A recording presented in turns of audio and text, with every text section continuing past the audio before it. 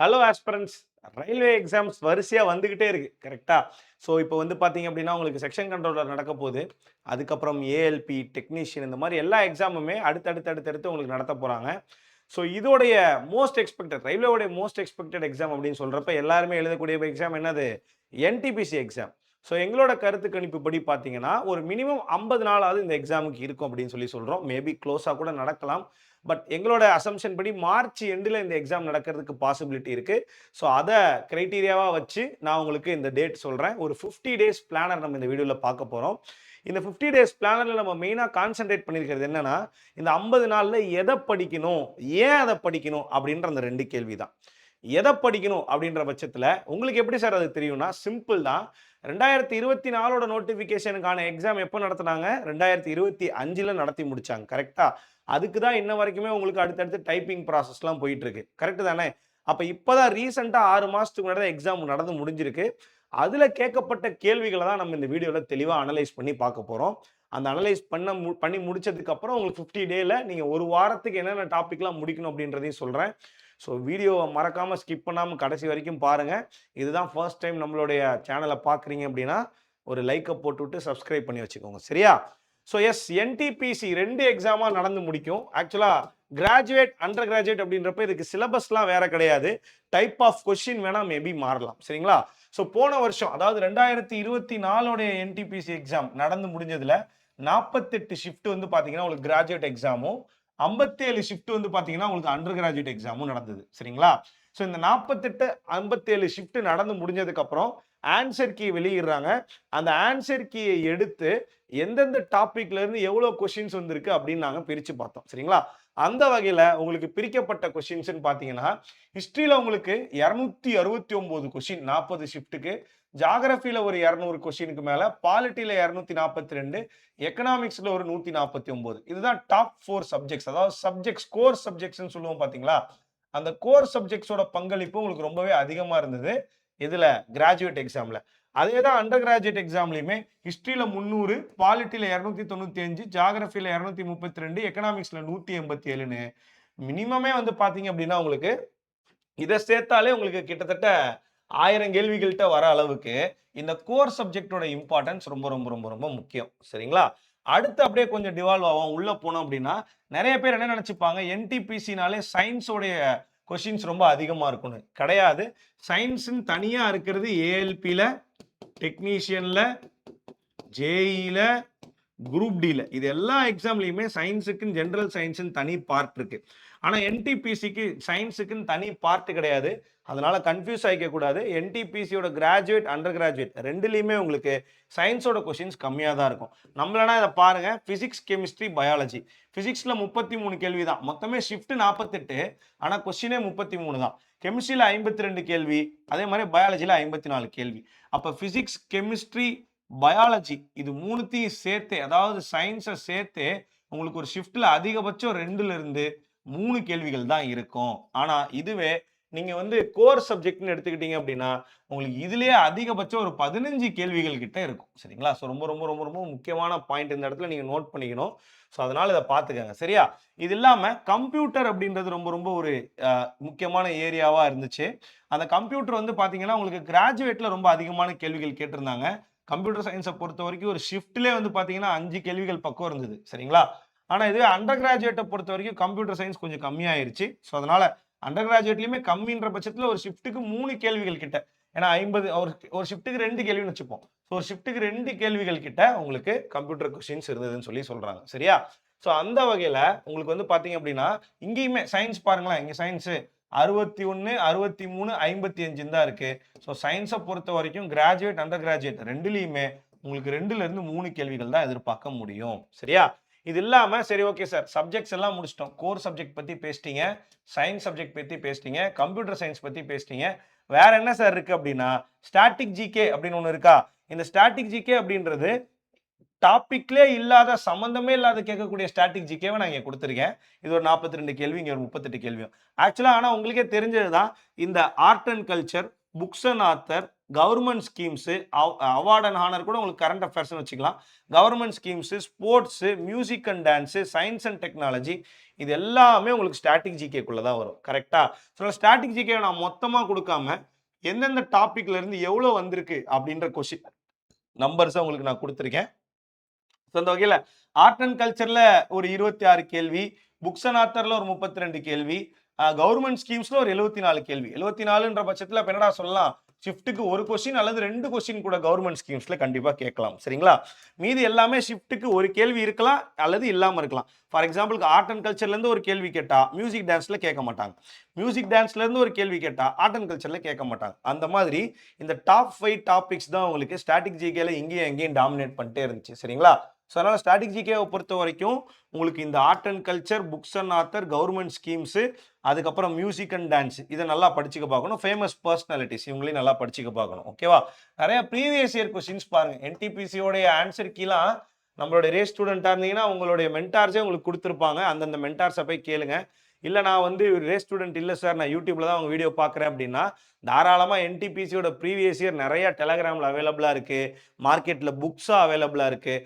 ரீசெண்டாக நடந்து முடிஞ்ச 2025 நடந்து முடிஞ்ச கொஸ்டின்ஸை மட்டும் எடுத்து பாருங்க. சரிங்களா? ஸோ அதுவே ரொம்பவே உங்களுக்கு யூஸ்ஃபுல்லாக இருக்கும். ஸோ இப்போ ப்ரீவியஸ் இயர் கொஸ்டின்ஸ் வச்சு நான் அதை அனலைஸ் பண்ணியிருக்கேன். இப்போ ஒரு பெரிய பூதத்தை நம்ம அட்ரஸ் பண்ணுவோம். அவன் யார் அப்படின்னா கரண்ட் அஃபேர்ஸ்.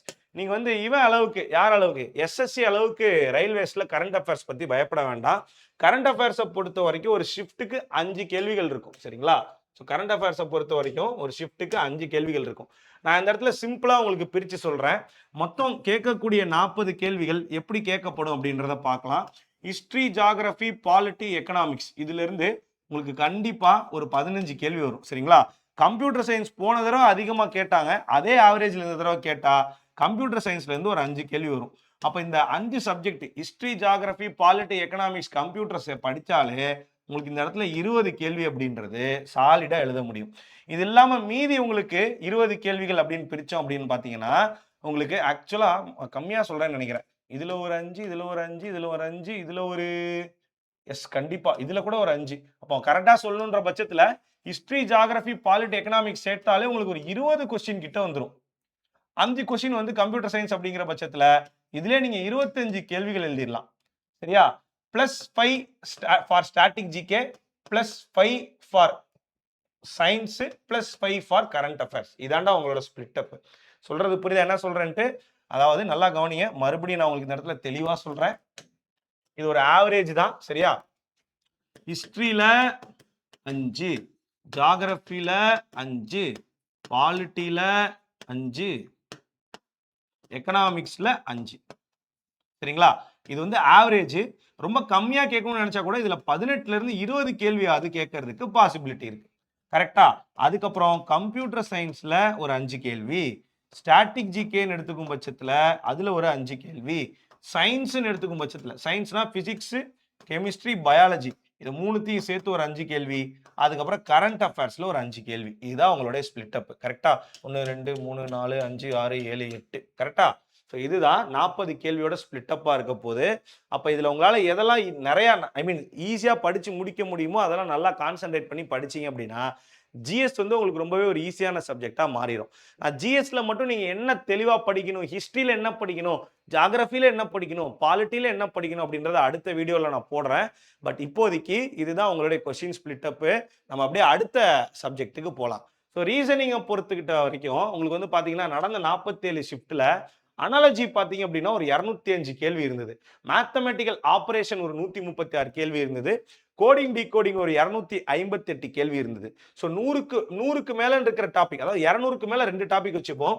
200க்கு மேலன்ற பட்சத்தில் சீரீஸ் டெஸ்ட் வந்து பார்த்தீங்கன்னா 249, கோடிங் டிகோடிங் ஒரு 258, அனாலஜி கிளாசிபிகேஷன் ஒரு 205. இது எல்லாமே டாப் 3 டாபிக்ஸாக வச்சுக்கலாம். சரிங்களா? ஸோ 1 2 3 அப்படின்னு டாப் 3 டாபிக்ஸாக வச்சுக்கலாம். இது இல்லாமல் அடுத்த 4th பிளேஸ்ல மேத்தமெட்டிக்கல் ஆபரேஷன்ஸ் இருக்கு. ஸோ இதை டாப் 4th டாபிக்னு கூட வச்சுக்கலாம். மற்றபடி மீதி அதே மாதிரி பசில் வந்து பார்த்தீங்கன்னா ஒரு 108 கேள்வி கேட்டிருக்கான். மற்றபடி மீதி டாபிக்ஸ் எல்லாமே வந்து பார்த்தீங்கன்னா ஷிஃப்ட்டுக்கு ஒரு கேள்வி இருக்கும், இல்லைனா இருக்காது. ஆனால் இந்த டாபிக்ஸ் எடுக்கும் பட்சத்தில் உங்களுக்கு ஷிஃப்ட்டுக்கு ஒரு 3ல இருந்து 5 கேள்வி கூட ஒரே டாபிக்ல இருந்து வரலாம். அப்ப இந்த மாதிரி அதிகமா வரக்கூடிய analogy, coding, decoding, mathematical operation, series test, puzzle test இந்த மாதிரி டாபிக்ஸ்லாம் நிறைய கொஸ்டின்ஸை சால்வ் பண்ணி பாருங்க. இதே தான் உங்களுக்கு இங்கேயுமே, அதாவது நம்மளுடைய அண்டர் கிராஜுவேட்லயுமே தெரிஞ்சிருக்கும். கோடிங், டிகோடிங் 204, மேத்தமெட்டிக்கல் ஆபரேஷன் 102, உங்களுக்கு அனாலஜி 132, இந்த மாதிரி டைரக்ஷன் அண்ட் டிஸ்டன்ஸ் 114 அப்படின்னு கேட்கப்படுற அதே டாபிக் தான் இங்கேயுமே கொஞ்சம் கொஞ்சம் வந்து பார்த்தீங்க அப்படின்னா சிமிலராக இருக்கு. ஸோ அப்போ அந்த வகையில் அதிகமாக கொஸ்டின்ஸ் கேட்கக்கூடிய டாபிக்ஸ்க்கு ரீசனிங்கில் நல்லா கான்சென்ட்ரேட் பண்ணுங்க. நிறைய டைப்ஸ் ஆஃப் சம்மு சால்வ் பண்ணி பாருங்க.